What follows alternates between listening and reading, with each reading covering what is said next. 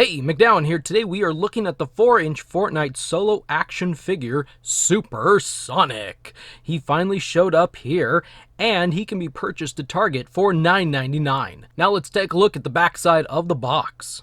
Up near the top is the quote, Supersonic, approaching Mach speed.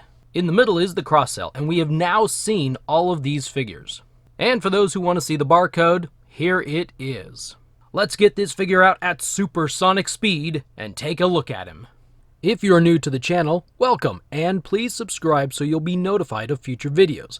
If you want to help the channel out and you play Fortnite, please feel free to add my creator code to your Epic account. It's MacDowin. Supersonic is a legendary skin, and he's part of the Air Royale set. He was first released in Chapter 1, Season 8, and can be purchased from the in-game store for 2,000 V-Bucks when available.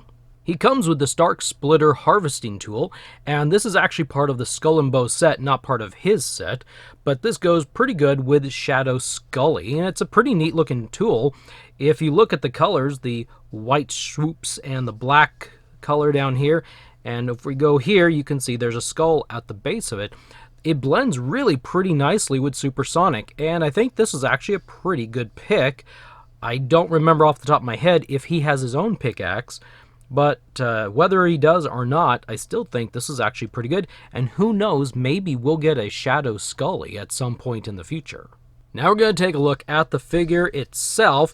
It looks pretty cool. I think it had and I do say had, a lot of potential, but there's a few little things here and there that bug me, and I'll let you know as I come across them what actually bugs me.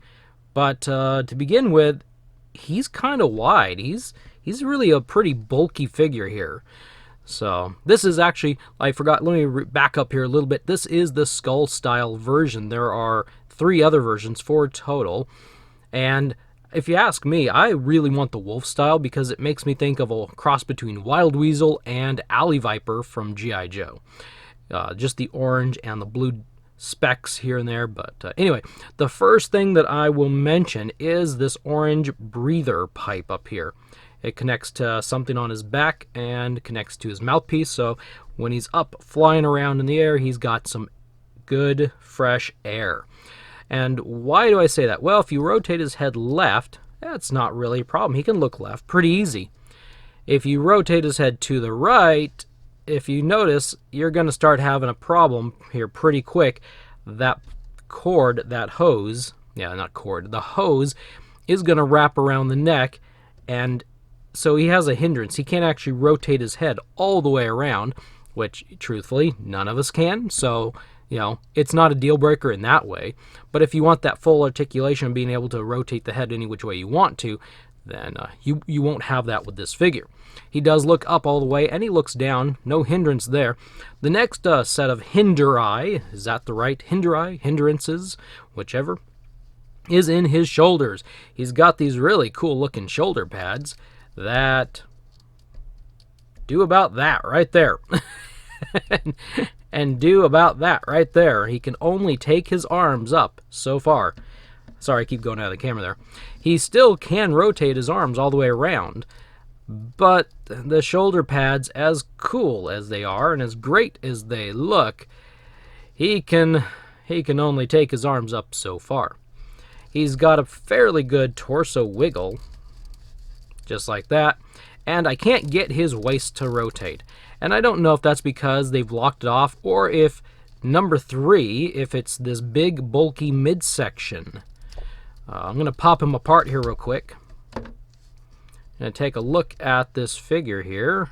We're going to dissect the figure. I'm going to throw things around. Oops, that doesn't have anything I did find. Anyway, so this piece is a connection piece that hooks on around the waist.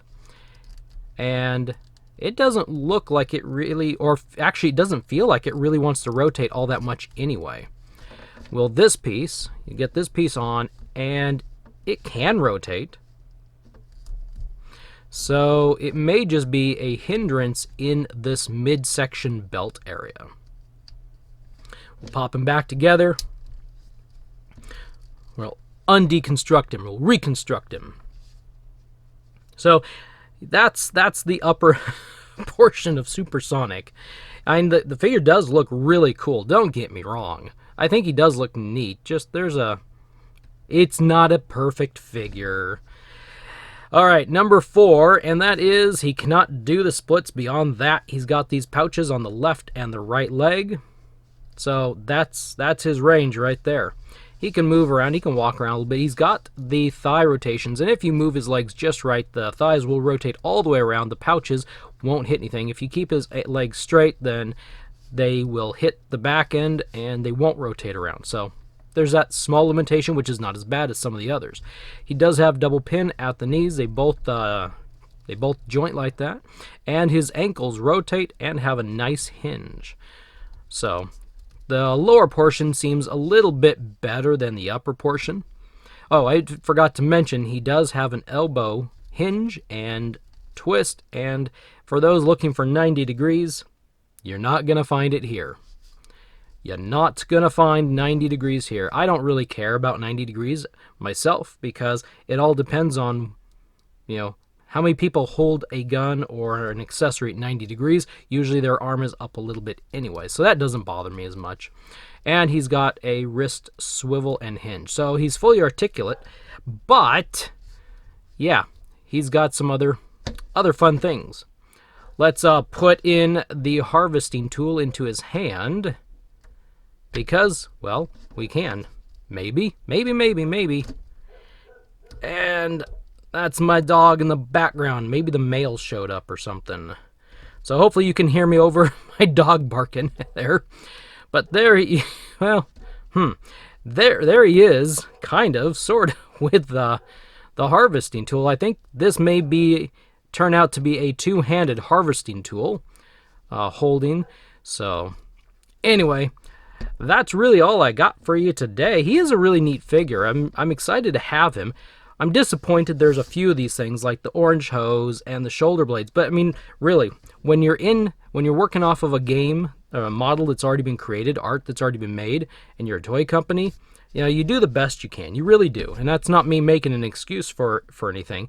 But really, truly, Jazwares is limited to what Fortnite or what Epic has created.